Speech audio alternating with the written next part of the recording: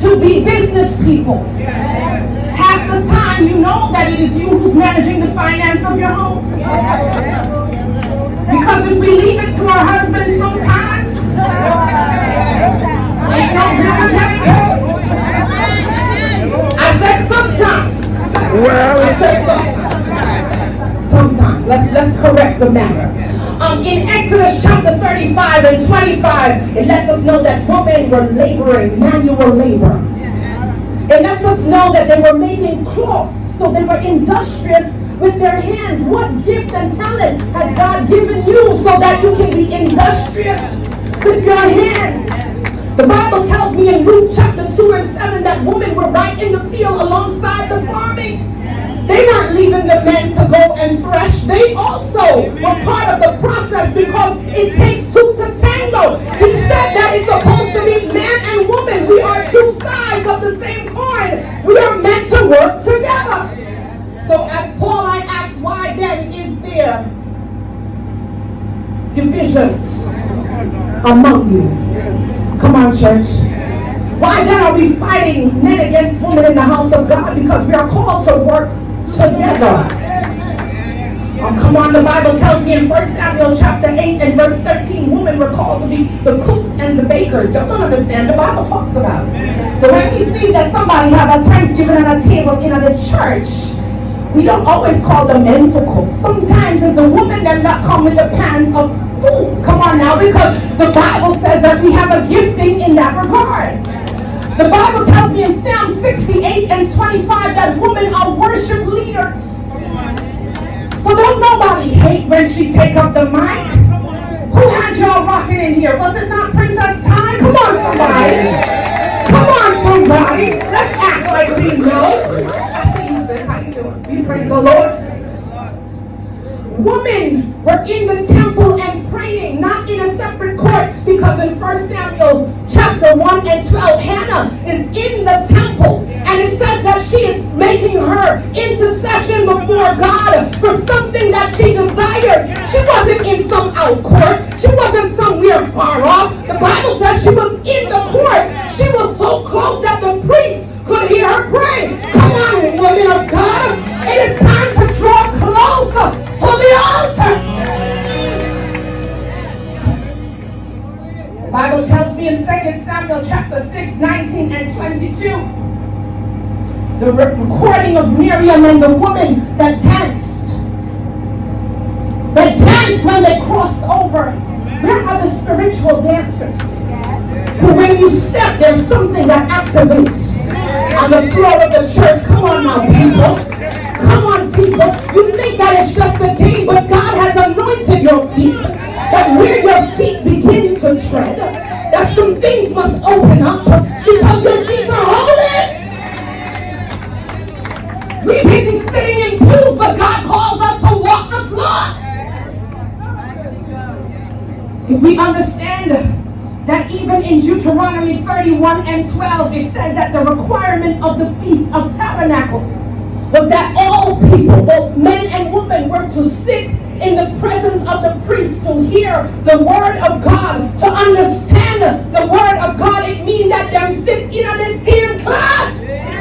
So why must we sit back and don't want to get the learning? Why must we sit back and not interest ourselves in the word of God? Why must we sit back and act as though the word is just for the men alone? The word is for you too. God has called it and commanded it that you dive into your word and that you study it to show yourself approved. Oh God.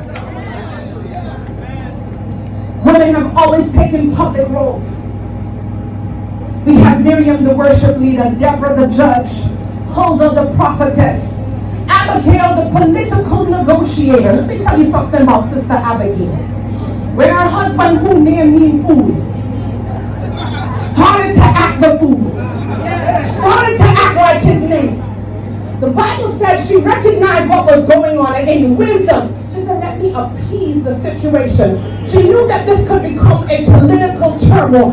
So she gathered up some gifts and she went to go meet anointed king. He was not yet enthroned. But she went to the anointed king. And she said, let me make things right.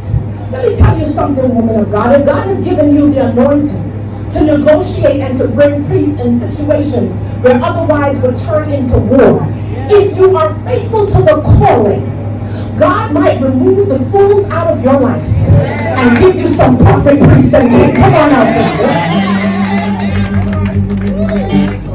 All the people that are married in this room, please say amen lightly. Don't say it too hard. You see, Abigail had to lose her man in order for her to get the new man that God set up. Only the single people say amen.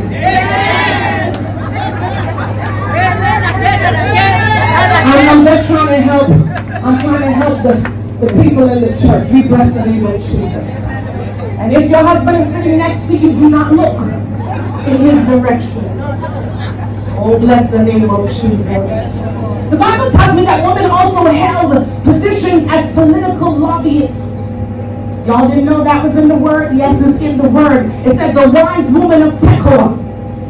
She was a lobbyist for Absalom when Absalom tried to overthrow the kingdom. It said the wise woman of Tekoa came to speak to the king on his behalf because she wanted to see peace in the nation. What I want us to understand was women were taking political roles so that they could try to secure the kingdom of God agenda. So why is it when our lawmakers are making laws that are against the precept of the house of God, do we sit quiet and just complain in our house and yell at the TV? But we're not out there protesting. We're not out there writing letters.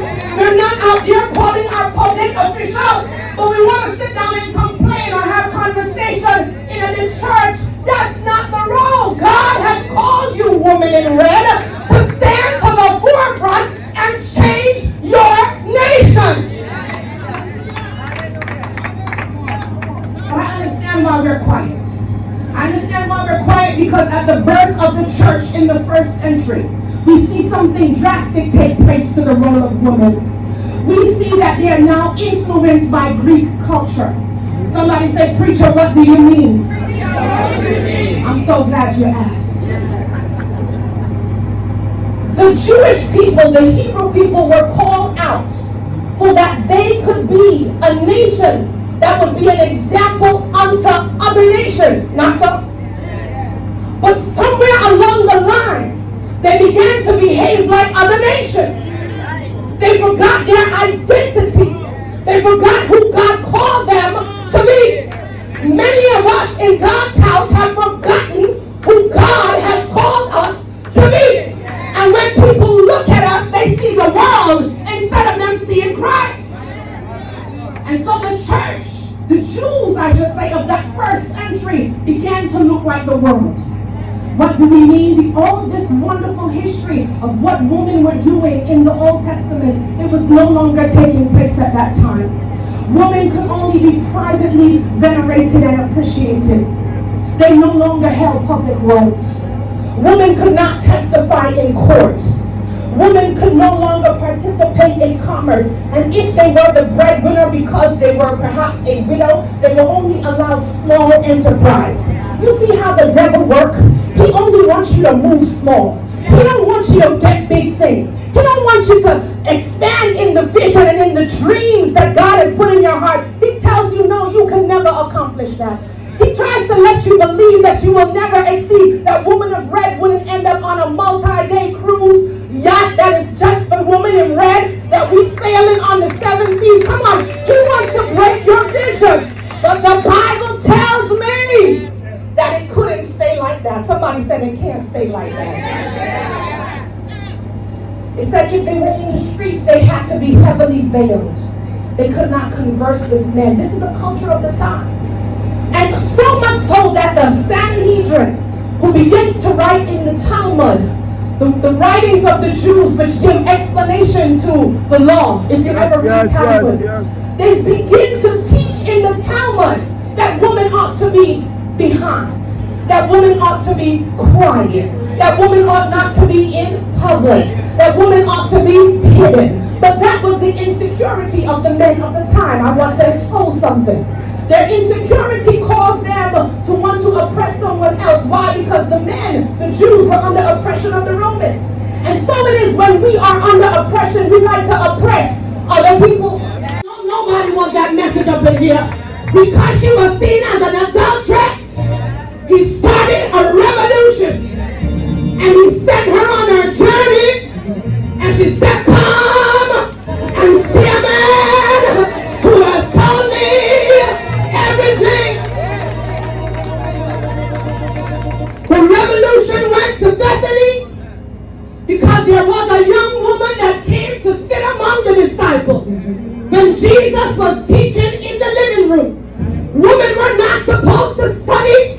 Women were not supposed to dive into the scripture. But my Bible said that while her sister was in the kitchen, she snuck away and she went into the place where the disciples were and she made a seat for herself by Jesus' feet.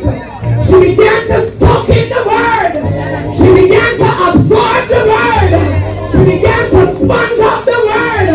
We sponging up telenovelas, but when are we going to sponge up the word?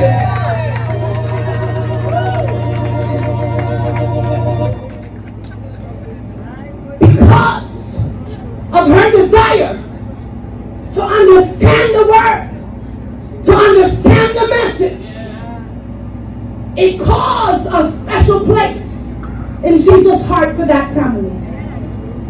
That when the day came that her brother died, even though Jesus delayed, he came to Bethany. He came to Bethany because he knew that there was a young woman that believed in his name. There was a young woman that was willing to sit at his feet, and he could not disappoint her because she had a heart for God. So he, Jesus, stood up by a graveside and said, Lazarus, come forth. Because of a woman's desire to sit at Jesus' feet. Y'all not hearing what I'm saying today. This is the revolution. Luke chapter 10 and 38. She risked embarrassing her family to sit at Jesus' feet, but Jesus said, leave her alone. She has chosen the better path. Jesus associated himself with high women.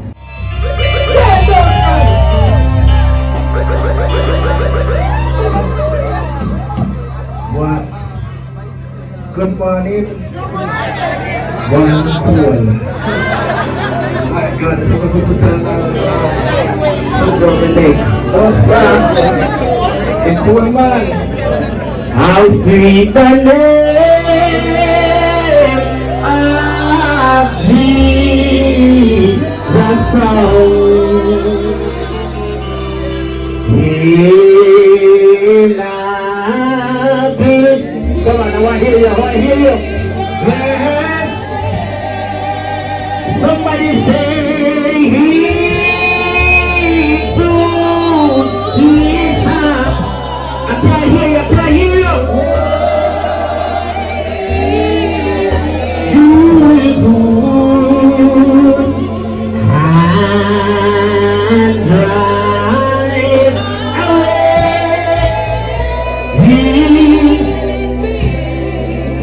Let's take it to church, you know. You ready? In bed, the whole day, the sea, come on, Zion, come on now, rock your body. And come back.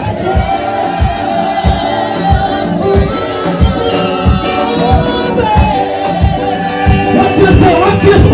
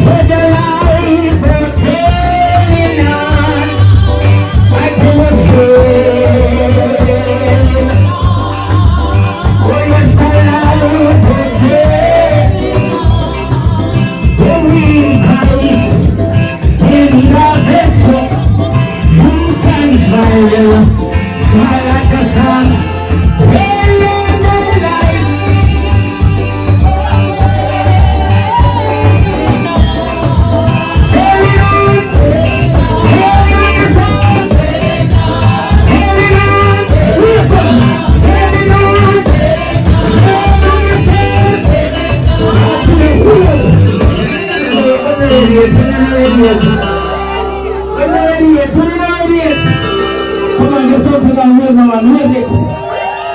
Come on, we have to feel it in the atmosphere. Come on, you ready? Come on, come in, man. We're not going to stay so far from you. I feel it sailing on. I feel alive, okay. I feel it sailing on. Oh, God, take the life, okay. I said we cried. You can't fly. Fly like the sun. Fly like overhead. Let me see the fear now. Sailing on. Sailing on. Sailing on. Oh Jesus. Send me a ring. Sailing on.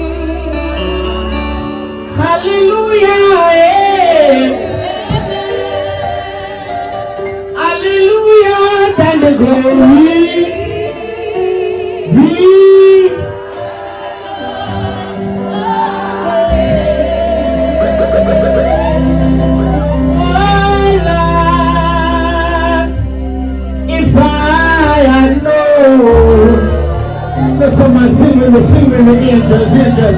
Oh, Lord, if I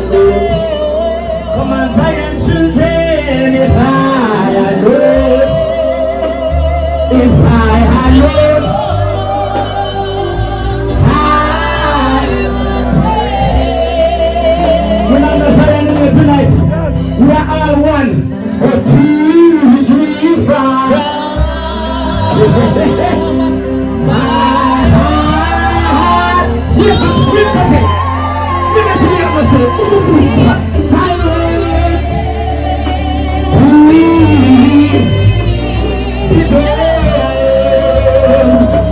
Hallelujah. Hallelujah. Hallelujah. Hallelujah. Can I get about 10 people to worship tonight? Hallelujah. Can I get about 10 people to worship this afternoon? Hallelujah. Hallelujah. It's you, Jesus. My heart.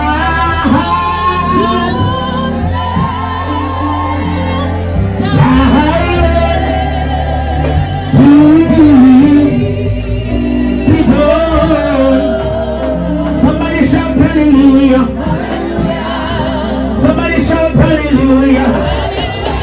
I need a Holy Ghost break out here this one. Somebody shout hallelujah. Christ and breaker. Sing, make it clear. Oh God, Christ and breaker. Come on, worship Papa. Hey, let me take us. Let us see the worship Papa here. Christ and break. Hallelujah. Every person. And he can save you.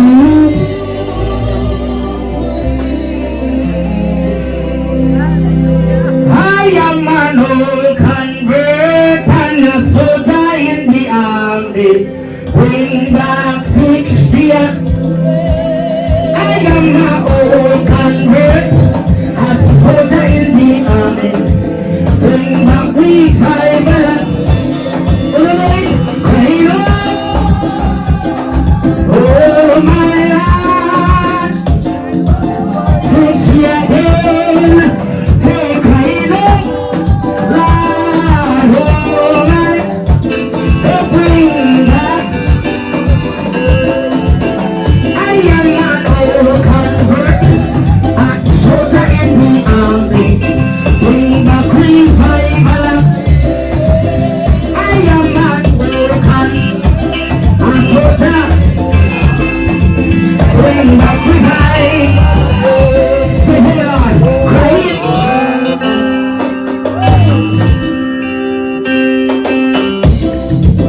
Oh crying.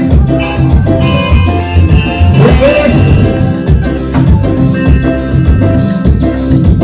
Come on, everybody go something.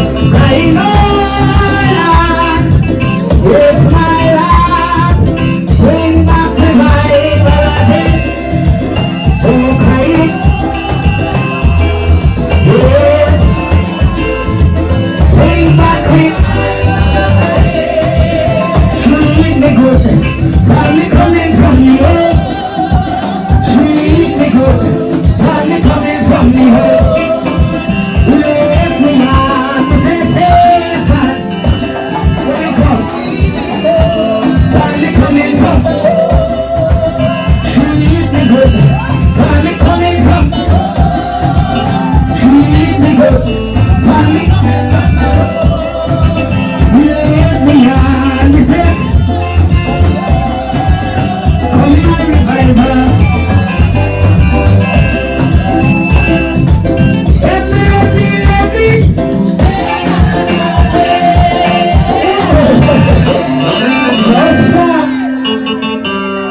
No sir.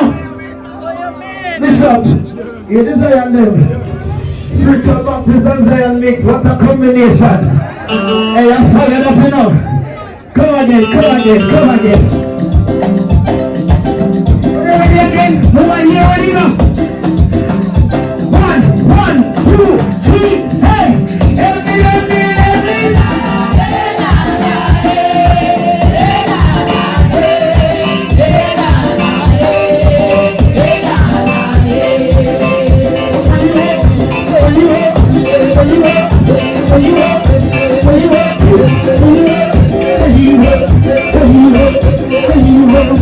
You